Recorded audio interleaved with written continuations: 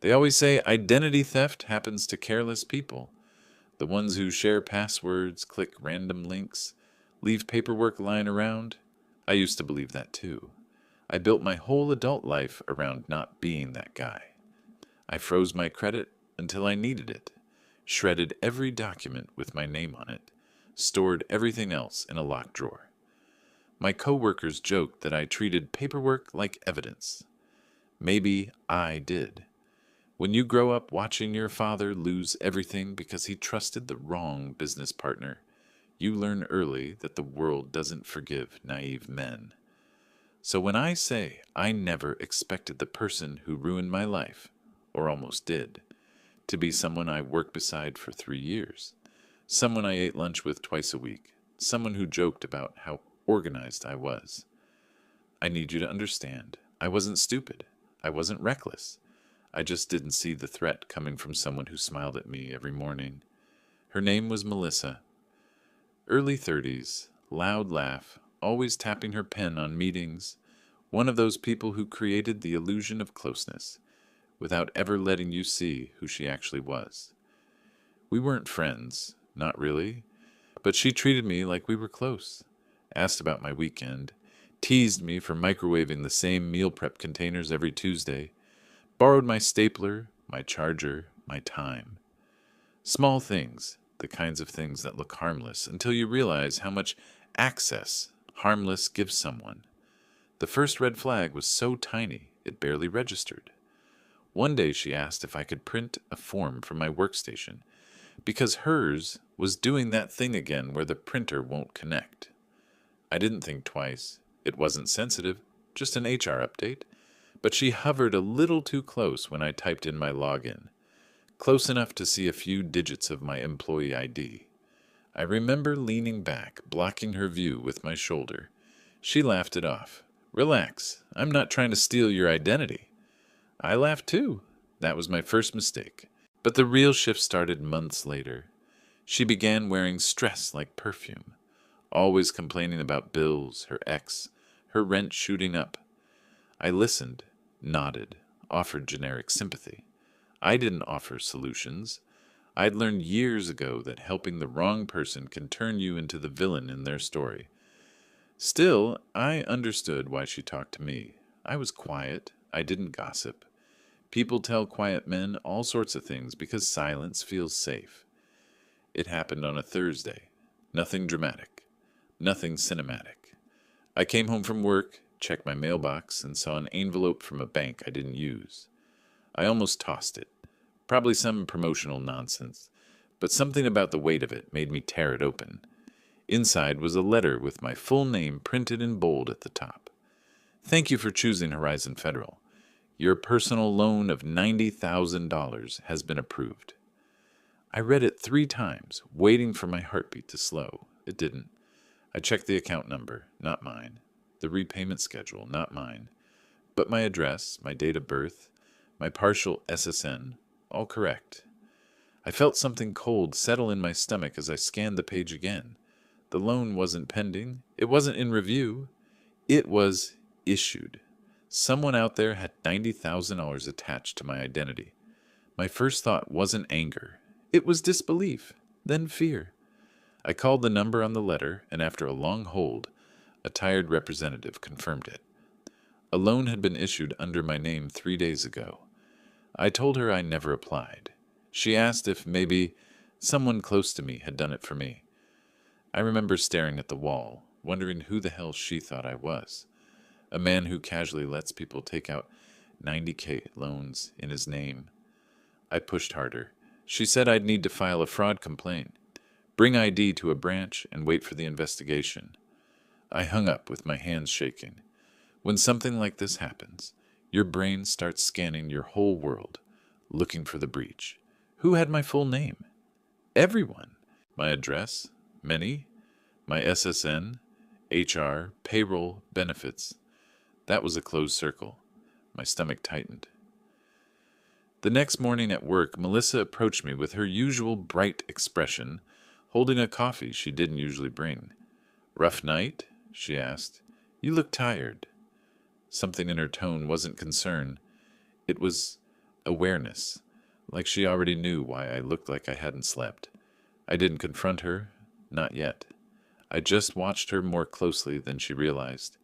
The way she glanced at my desk, the way she avoided talking about money for the first time in months, the way her phone lit up with banking notifications she tried to hide behind her water bottle. At lunch, she said, "You ever get weird mail? Like stuff meant for someone else?" Casual. Too casual. I gave her nothing. Just shrugged. She didn't push. That was when the first real suspicion landed. Not a hunch, not paranoia, but a simple, horrifying piece of logic. She was the only person who had been near the documents I kept in my drawer. The same drawer where my tax forms had been stored for one weekend, waiting to be scanned. The same weekend, Melissa borrowed my keycard because hers wasn't scanning. That night, alone in my apartment, I sat at my kitchen table with the letter in front of me, going over every detail. I wasn't ready to accuse her. I wasn't even ready to believe it fully. But one thing was certain. Someone had crossed a line they couldn't uncross. And whether it was Melissa or not, I was going to find out. The bank branch didn't open until 9 a.m., but I was standing outside at 8:40, holding the fraud letter in my hand like it might burn through my skin. I'd brought every document I owned: passport, driver's license, pay stubs, tax forms. The manager reviewed everything with a polite smile that got tighter the more I talked. When I finished explaining that I hadn't applied for a loan, she folded her hands and said the phrase I would grow to hate.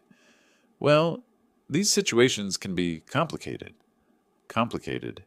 That was their way of telling me they didn't believe me yet. I asked what documentation they needed.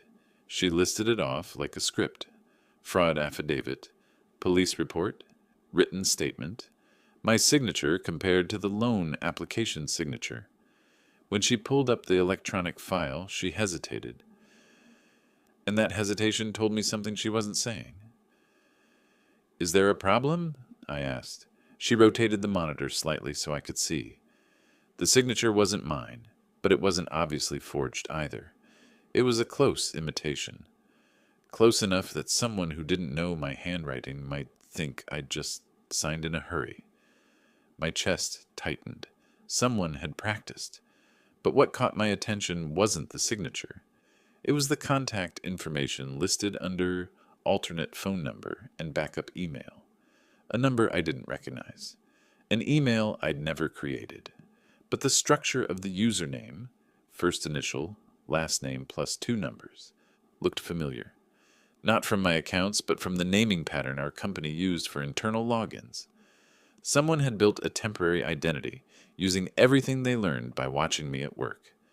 The manager printed the fraud packet and slid it toward me. "Once we receive the police report, we'll begin the investigation, but you should know, if the funds were withdrawn already, the process may take some time." I asked how long. She said, "Weeks, sometimes months." I walked out feeling like my own life had been placed on a conveyor belt. But that was just the beginning. Back at the office, HR directed me to a small conference room, where our benefits and compliance rep, a soft-spoken guy named Raymond, asked if I'd recently shared personal data with anyone. Even informally. He wasn't accusatory, just methodical. I told him the truth. No. The only unusual access anyone had to my belongings was the time Melissa borrowed my badge. I mentioned it only because it fit the timeline, not because I had proof. Raymond typed something quietly. "Who is Melissa?" "My coworker," I said. "Same department." "Any reason she would need access to your documents?" "No." He nodded, but the neutrality in his expression told me he wasn't placing guilt anywhere yet. He was building a report, nothing more. When I left the room, Melissa was by the coffee machine, stirring in sugar like she was trying to dissolve the whole packet. She looked up at me with a soft, cautious expression. "Everything okay? You disappeared this morning." I studied her face. Most people can fake calm, but not for long. There's always something that slips. Her eyes didn't meet mine. She wasn't scared or nervous. She was measuring me. "Just had some paperwork to deal with," I said. "Oh." She let the spoon fall against her cup with a sharp clang. Hope it's nothing serious." It would have been a perfect moment to confront her, to say, "I know what you did." But I wasn't ready, and she was too controlled, too prepared. Accusing her then would only give her time to destroy whatever evidence existed. Later at my desk, while I was drafting the written statement for the bank, I heard her laugh softly into her headset. Then quietly, so quietly she must have thought I couldn't hear, she said, No, trust me, it's handled." Handled. The word hit me like ice water. Still, I forced myself to stay rational. I wasn't going to let paranoia run the investigation. I needed facts. That afternoon, I met again with Raymond, who'd already spoken with our internal IT to check access logs. "We're not accusing anyone," he stressed, "but your badge was used to enter the building on a Saturday 3 weeks ago. Do you recall coming in that day?" I didn't. I never worked weekends. "Could someone have borrowed your badge?" he asked. There it was, a door opening. And behind that door, a pattern. I told him exactly what happened. That Melissa said her badge wasn't scanning and asked to use mine just for a minute. At the time, it seemed harmless. My badge only granted access to the front door in my department's floor. No sensitive rooms, no restricted files. But IT didn't need access to my desk to see the weakness. If someone scanned their ID while holding my badge in the same hand, the system would only log mine. Raymond sighed, typing notes. "We'll review the security footage." He didn't say it, but I could tell he was starting to see what I saw. After work, I went home and opened the bank portal, using the case number they'd emailed me. For the first time, I was able to see the loan transactions. Whoever applied for the loan had transferred the full $90,000 into a checking account, an account that had been opened 9 days earlier at a different bank. Fraud specialists later call these burner accounts. They exist just long enough to receive money and move it again. But this one hadn't moved the final step yet. The money was sitting there, untouched. Untouched meant traceable.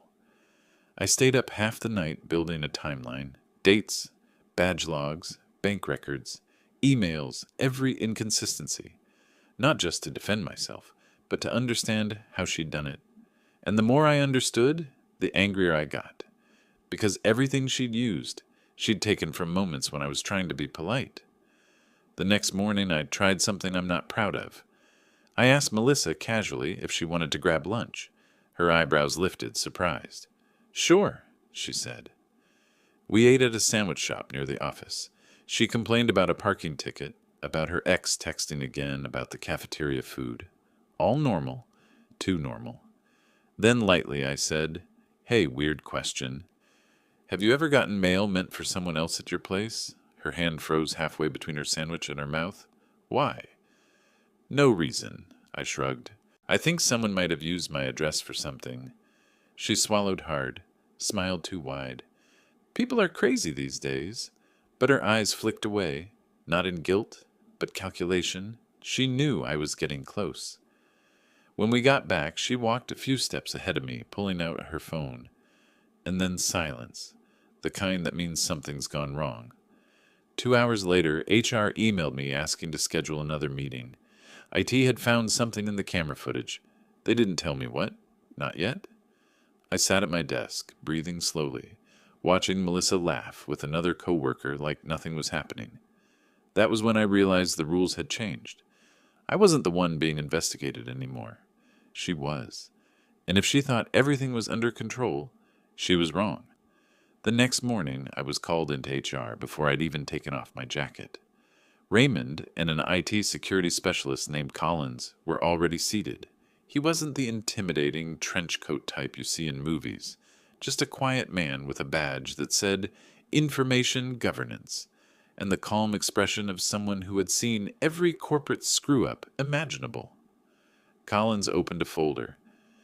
"We reviewed the footage from the Saturday access logs. Your badge was scanned at 10:14 a.m. I said nothing. I wanted them to say it first. "We also checked who entered the elevator 3 seconds later," he continued, "and it wasn't you." A photo slid across the table, a freeze frame from the lobby camera. blurry but unmistakable. Melissa walking through the security gate, holding two badges in her hand, one clipped over the other. My name printed in white on the top one. A quiet, controlled anger settled in my chest. Not the hot kind that makes you explode, the cold kind that makes you think clearly. Raymond exhaled slowly. We're treating this as a potential internal breach. We're not making assumptions, but the overlap with your fraud report is concerning. For the first time since this began, someone in authority wasn't looking at me like I might be lying. Someone else was finally under the microscope. When I returned to my desk, Melissa wasn't there. Her monitor was dark, her bag missing from the floor. My coworkers whispered theories, none of them close to the truth. I didn't join. I just sat, opened my laptop, and began preparing the last piece of the trap she didn't know she'd walked into. I drafted an email, friendly, casual, almost apologetic. Hey, Melissa. Sorry if I seemed off yesterday. Just wanted to ask. You didn't happen to use my badge that weekend HR mentioned, right? They're checking access logs. If it was just a misunderstanding, let me know so I can clarify things. The moment I hit send, my pulse quickened. Not because I was scared, because I knew exactly what she'd do. 20 minutes later, she replied, Why would I ever use your badge? I have no idea what HR is talking about. I've never touched your personal info or anything like that. Let me know if they need a statement from me. Perfect. That email was a documented lie. Voluntarily provided. Time-stamped. Permanently stored on the company servers. But the real storm was brewing outside the building. The bank's fraud department called me at lunch. A man named Patel introduced himself as the assigned investigator. His tone was professional, but different from the initial skepticism I'd faced. We pulled the call recordings related to your loan, he said. The voice verification questions were answered correctly, but the pattern of speech doesn't match your earlier interactions with the bank. We're escalating the case. I asked what that meant. It means the account where the loan was deposited is now frozen. No withdrawals, no transfers. And then softer, whoever opened it is going to panic. That night, I imagined Melissa checking her banking app, seeing the balance locked behind a red warning banner, calling the bank, failing verification, calling again, trying new excuses. I wasn't proud of the satisfaction I felt, but it was real. The next day, she finally showed up to work. Eyes tired, makeup uneven, tension radiating off her. She didn't come near my desk, didn't look at me, didn't speak to anyone. People assumed she was sick. I knew better, because chaos was tightening around her, and she didn't know where the pressure was coming from. Late that morning, HR summoned us both. We sat across from each other in the same room where she'd once laughed about parking tickets. This time, she didn't laugh. Raymond opened a binder. Melissa, we reviewed the badge activity and video footage. We also received an email from you this morning stating you've never used his badge or accessed his information. That statement conflicts with what we've found. She blinked rapidly, her hands gripping the armrests. Wait, what footage? What information? I think you're misunderstanding. But they weren't misunderstanding anymore. And then comes the moment everything tilts. That first small collapse of her defense. A micro fracture. It played the footage on a tablet. Melissa holding my badge. Melissa entering the building. Melissa taking the elevator to our floor on a Saturday. I wasn't there. Her face drained of color. She opened her mouth, closed it, opened it again, but the words didn't come. She didn't know yet that the bank had frozen the account. She didn't know that the voice recordings were already being compared. She didn't know that the temporary emails she used had been traced to her home IP, courtesy of a subpoena initiated that morning. All she knew was that the ground beneath her was beginning to crumble. I watched her struggle to speak, to come up with a story that could still save her. But every possible explanation ran straight into the evidence sitting on the table. And for a brief moment, the tiniest moment, I felt a flicker of pity. But then I remembered the $90,000 she tried to hang around my neck like a noose, the forged signature, The nights I sat awake wondering if my credit score, my job, my entire stability was already ruined. Any pity vanished. She didn't break fully. Not yet. She managed to choke out, "I need a minute. I need to call my lawyer," and left the room in a hurry. Except she didn't have a lawyer. Not one who could fix this. Because the system she tried to exploit was turning inward, and she was standing directly in the blast radius. And if she thought the worst was over, she was about to learn the truth. It hadn't even begun. The day after Melissa walked out of the HR office, everything moved faster than I expected. Fraud investigations usually drag on for weeks, but she had made one fatal mistake. She'd used her real devices, her real Wi-Fi, her real phone number masked only by a cheap VoIP app that still logged her physical IP address. And she'd done it while working for a company that archived everything. Every login, every timestamp, every access point. By noon, the bank investigator, Patel, called me again. "We've completed the voice comparison," he said. "The person who verified the loan is definitely not you. The vocal patterns, cadence, pauses, none of it matches your historical interactions." He paused, letting the weight of that settle. "And the email used to apply for the loan was accessed from an IP tied to your coworker's home network." That was the moment it stopped being complicated and became undeniable. My pulse didn't spike. I didn't feel triumphant. I just felt steady, like something had finally clicked into place. "What happens now?" I asked. "We're issuing a fraud reclamation order. The loan is being removed from your credit file. You are officially cleared. The account she created remains frozen under investigation." His tone shifted, almost gentle. "Mr. Hayes, you handled this better than most." I hung up and sat quietly at my desk, letting that sink in. For the first time in days, I took a full breath. Melissa didn't come to work. HR later confirmed she had chosen not to return. But the real blow landed when the company completed its internal investigation the following day. Raymond approached my desk, a sealed envelope in hand.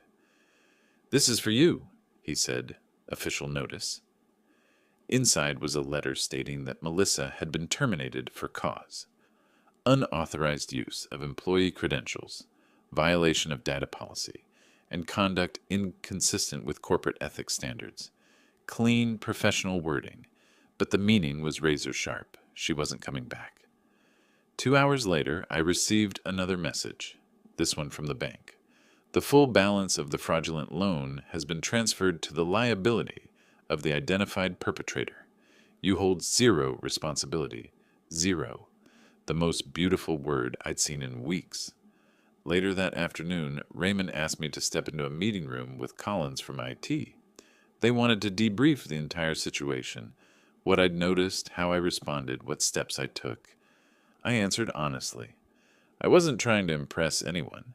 I just told them the truth, that I documented everything, stayed calm, followed procedure, and didn't escalate emotionally. "We could use people who think like that," Collins said. "Security awareness isn't common. Have you ever considered applying for an internal compliance role?" I had not, but for the first time, the future felt like something I could influence, not something I had to brace against. When the workday ended, I walked to the parking garage with an ease I hadn't felt in weeks. My phone buzzed once, an unknown number I didn't answer, then again and again, 12 missed calls. Then a text, "Please, I need to explain. Can we talk?" Just once. "Melissa?" "Of course." I didn't reply. There was nothing she could say that would change anything. She'd made her choices long before I realized what was happening. Outside, the evening air was cool, almost refreshing. The world looked normal again, cars passing, people laughing near the cafe across the street, the hum of a city moving forward.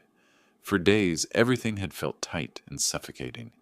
Now it felt open. I wasn't naive enough to think she'd go quietly.